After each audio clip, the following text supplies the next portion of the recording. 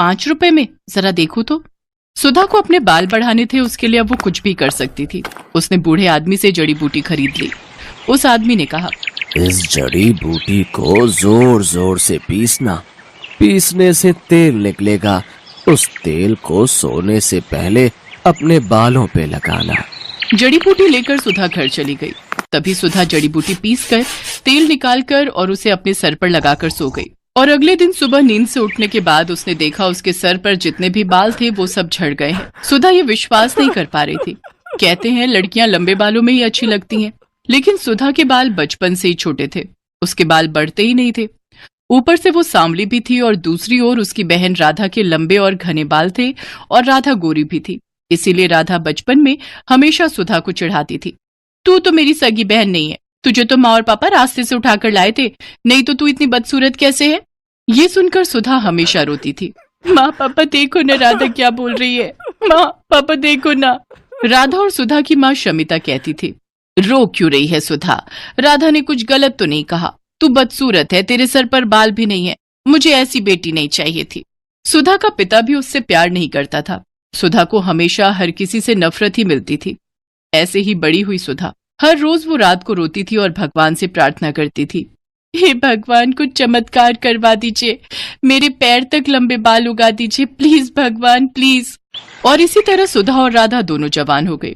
आज सुधा को लड़के वाले देखने के लिए आने वाले हैं। सुधा आईने के सामने बैठकर तैयार हो रही है। उसके सर पर अभी भी ज्यादा बाल नहीं है। वो आईने में अपने आप को देख ही रही थी कि तभी उसकी माँ आ गई और ताने मारना शुरू कर दिया, यहाँ ऐसे बैठे रहने से कुछ नहीं होगा, जल्दी जल्दी करो, नहीं तो ये लड़का भी हाथ से चला जाएगा। वहां राधा आ गई और बोली, माँ मुझे तो समझ में नहीं आ रहा है कि आप मुझसे पहले इस भूतनी की शादी क्यों करवाना चाहती हो। राधा बेटी, इस भूतनी को तो पहले विदा करना पड़ेगा, नहीं तो बाद में कौन इससे शादी करेगा। एक बार बस ये सर से उतर जाए, उसके बाद मैं तेरे लिए बहुत अमीर और अच्छा लड़का ढूंढ कर लाऊंगी। माँ आप सभी मुझसे इतनी नफरत क्यों करते हो, आखिर मैंने किसी का क्या बिगाड़ा है। तेरे सर पर बाल नहीं है सुधा, तू बदसूरत है बदसूरत, तू मेरी बहन कहलाने के लायक नहीं है। थू। सुधा रोने लगी। वो पूरी जिंदगी रोती ही आई है। अविनाश नाम का लड़का सुधा को देखने के लिए आया। शमिता के कहने पर राधा अपने कमरे में ही बैठी हुई थी, क्योंकि शमिता ने उससे कहा था, बेटी तू कमरे के अंदर ही रहना, नहीं तो लड़के वाले सुधा से रिश्ता नहीं जोड़ेंगे। खैर अविनाश के साथ सुधा का रिश्ता तय हो गया, लेकिन उसके लिए बहुत ज्यादा दहेज देना पड़ा। उस बात को लेकर भी शमिता सुधा को ताने मारने लगी। सुधा मन ही मन सोचने लगी, अपने घर में तो मुझे शांति नहीं मिली, शायद ससुराल में जाकर मैं खुश रहूंगी। सुधा की शादी हो गई और शादी वाले दिन ही अविनाश ने राधा को पहली बार देखा और देखते ही उसके प्यार में पड़ गया। यार मैंने इसे पहले क्यों नहीं देखा, कितनी गोरी है ये, कितने लंबे बाल हैं इसके, इससे पहले मिल लेता तो मुझे इस भूतनी से शादी नहीं करनी पड़ती। लेकिन अब कुछ नहीं हो सकता था। सुधा अविनाश के साथ ससुराल चली गई और ससुराल पहुंचते ही सुधा की सास विमला ने सुधा को 1000 काम थमा दिए। रसोई जाओ और सारे बर्तन मांजो, उसके बाद खाना बनाओ और उसके बाद पूरा घर साफ करो। मत भूलना कि तुम्हें इस घर की बहू सिर्फ और सिर्फ काम करवाने के लिए ही बनाया गया है। ठीक है माँ जी, नहीं भूलूंगी। सुधा बिना थके काम करने लगी। उसकी सास और उसका पति उसके छोटे छोटे बालों को लेकर मजाक उड़ाने लगे। तुम्हारे बाल तो मुझसे भी छोटे हैं सुधा। ये तो पूरी नौकरानी लग रही है। हाँ हाँ, मुफ्त की नौकरी। अविनाश मजाक उड़ाता ही गया और एक दिन उसके साथ राधा की मुलाकात हो गई। राधा को अपने लंबे बालों को लेकर बहुत अहंकार था। वो सुंदर भी थी। अविनाश को उससे प्यार हो गया और राधा भी अविनाश को पसंद करने लगी। और एक दिन अविनाश और राधा ने शादी कर ली। राधा अविनाश के घर चली आई। ये देखकर सुधा को जैसे सदमा लग गया। राधा, राधा तू मेरे साथ ऐसा कैसे कर सकती है, तूने मेरे पति से शादी कर ली। चुप रह, समझी ना, अविनाश तो तुझसे प्यार भी नहीं करता है, वो सिर्फ मुझसे प्यार करता है। हाँ हाँ, ऐसे बिना बाल की औरत से कौन प्यार करेगा, मुझे तो लंबे बालों वाली लड़कियां पसंद है। सुधा बस अकेली चुपके से रोती रही। अगले दिन वो बाजार गई और देखा एक बूढ़ा आदमी जड़ी बूटी बेच रहे हैं।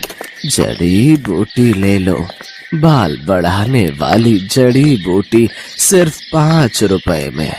बाल बढ़ाने वाली जड़ी बूटी सिर्फ 5 रुपए में, जरा देखो तो। सुधा को अपने बाल बढ़ाने थे, उसके लिए अब वो कुछ भी कर सकती थी। उसने बूढ़े आदमी से जड़ी बूटी खरीद ली।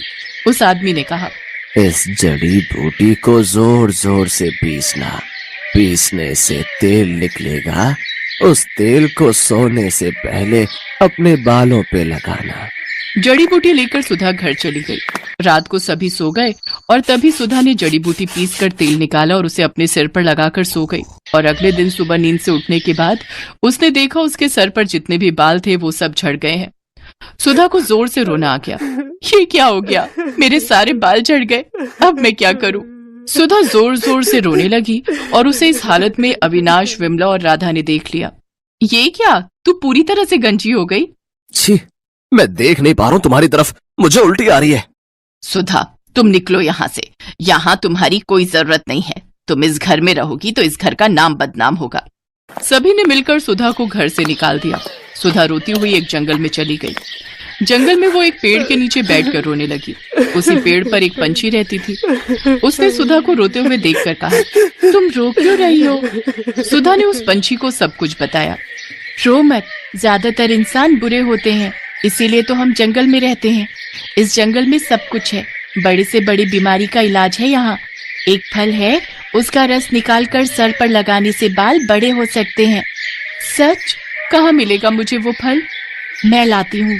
उस पंछी ने कुछ ही देर में सुधा को फल ला कर दिया। उस फल का रस निकालकर सुधा ने सर पर लगाया और उसके बाल उगने लगे। उसके बाल सर से पैर तक आ गए, काले लंबे घने बाल, ठीक जैसा सुधा चाहती थी। सुधा ने पंछी से कहा, अच्छी पंछी, तुम्हारा बहुत बहुत धन्यवाद। मैं इस फल का रस लड़कियों को बेचना चाहती हूँ, उन लड़कियों को जिनके बाल नहीं उगते, ताकि उन्हें भी मेरी तरह परेशानियों का सामना न करना पड़े।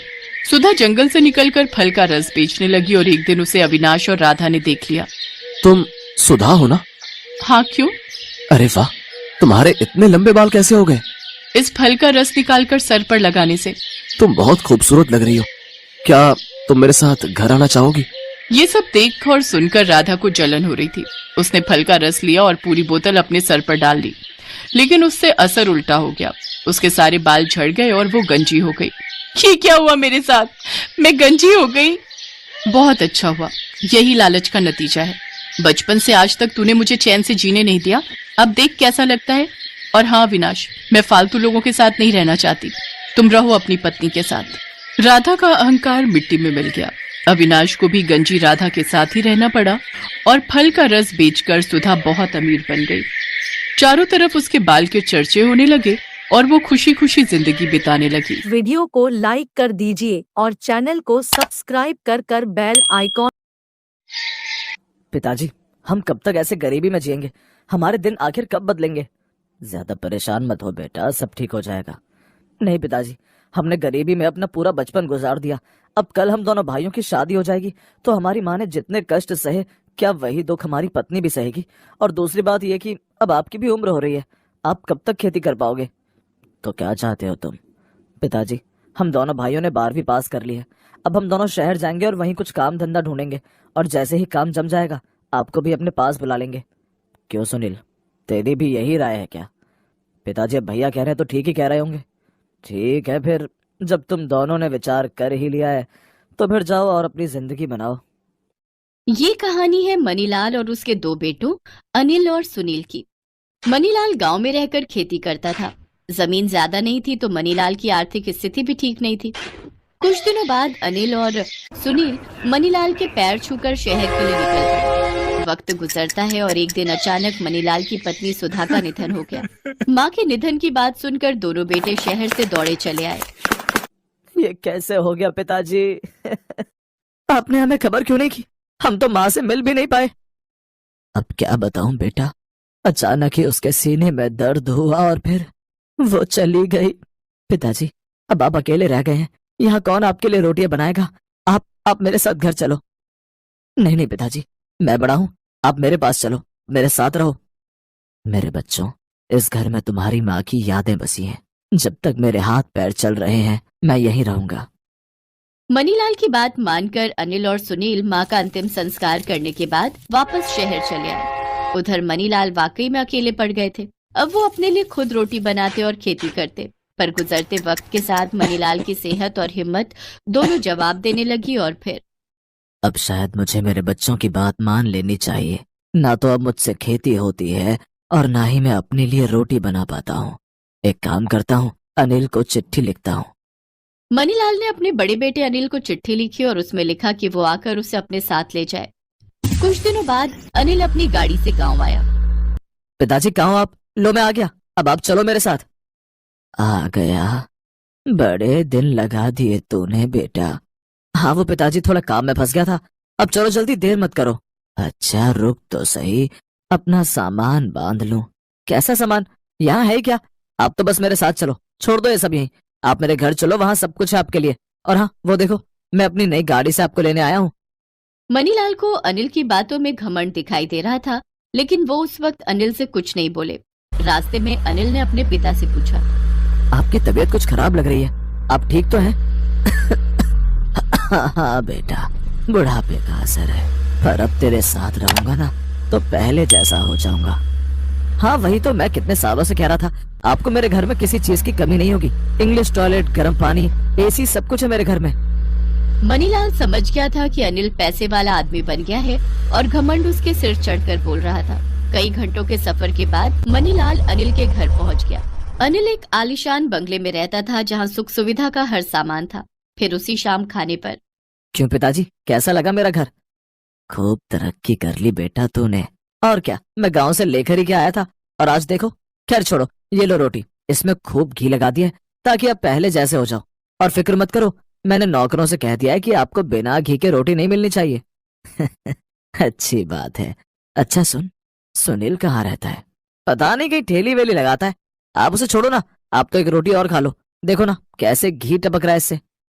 वाकई अनिल के घर में मनीलाल को कोई कमी नहीं थी, ना तो पैसे की और ना ही घमंड की। पर सुनील के बारे में अनिल से ऐसी बात सुनकर मनीलाल को बहुत बुरा लगा। वो समझ गए थे कि एक ही शहर में होने के बावजूद दोनों भाई एक दूसरे से बहुत दूर थे। वक्त गुजरता गया, पर ठीक होने की बजाय मनीलाल की सेहत और गिरती चली गई।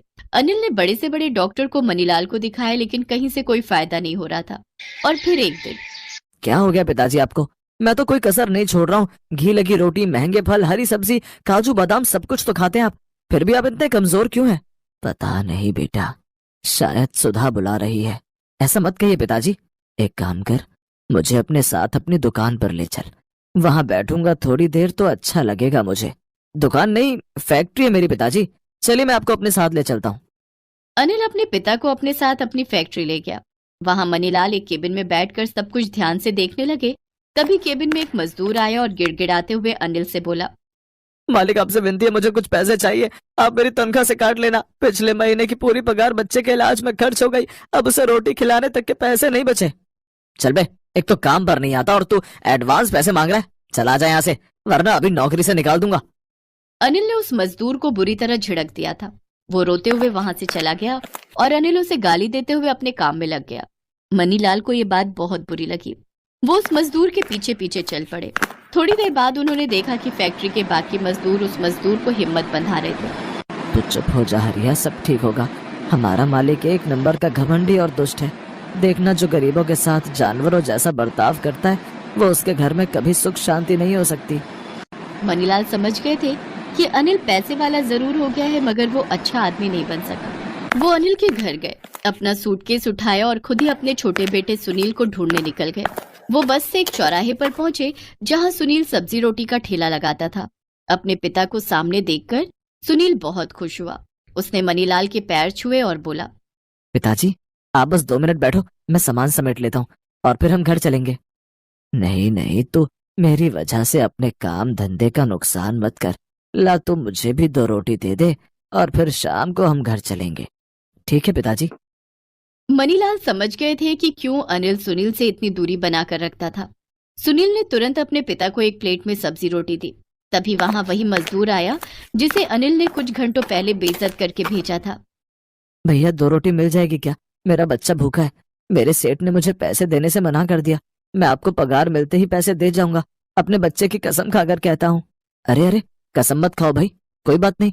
ये लो, इसमें 6 रोटी हैं, तुम भी तो भूखे होगे, खा लेना और जब हो तब दे देना पैसे, ठीक है?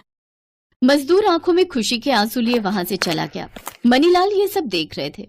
फिर ठीक 1 महीने बाद सुनील और मनीलाल दोनों के सिर पर सब्जी के बोरे थे और वो हंसते हंसते बात करते हुए जा रहे थे। तभी वहां एक कार रुकी जिसमें से अनिल निकला। अरे पिताजी, ये क्या कर रहे हैं आप? इसने आपको भी अपने साथ मजदूर बना लिया। नहीं बेटा, वो तो मैंने ही जिद की, लेकिन देखना अब मैं बिल्कुल ठीक हूँ, पहले की तरह। पर ऐसा हुआ कैसे? इस गरीब ने आपको क्या ही खिलाया होगा, सूखी और बासी रोटी, या वही अपने ठेले की सड़ी सब्जी? तमीज से बात कर। इसकी रोटी ईमान और सच्चाई की रोटी है, और ईमान की रोटी में बहुत ताकत होती है, समझा? इतना कहकर मनीलाल सुनील के साथ आगे बढ़ गए और अनिल गाड़ी में रखे अपने खाने के डिब्बे को देखता ही रह गया। वीडियो को लाइक कर दीजिए और चैनल को सब्सक्राइब कर बेल आइकॉन ऑन कर